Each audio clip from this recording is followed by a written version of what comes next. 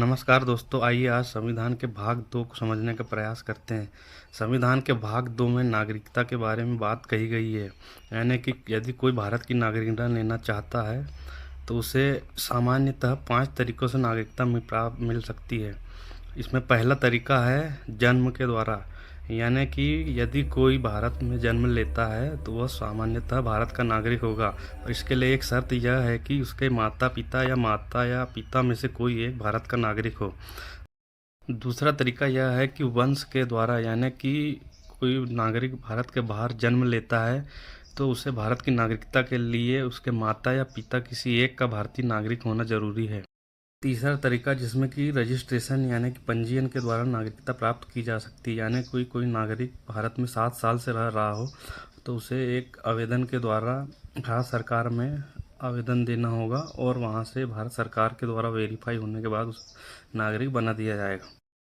चौथा तरीका है सामान्यीकरण द्वारा, यानी कि भारत सरकार में कोई यदि काम कर रहा हो या तो कोई भारत के संविधान की 22 भाषाओं में से किसी एक का ज्ञाता हो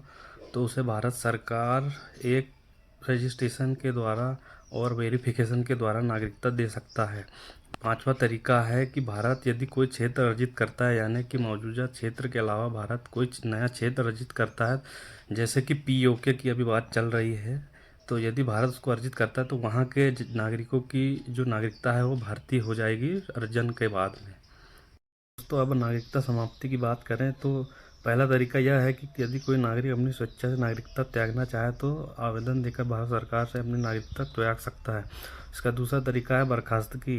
यानी कि यदि कोई नागरिक किसी देश की नागरिकता ग्रहण करता है तो उसे भारत की नागरिकता त्यागनी होगी और भारत सरकार उसे भारत की नागरिकता से वंचित कर देगा।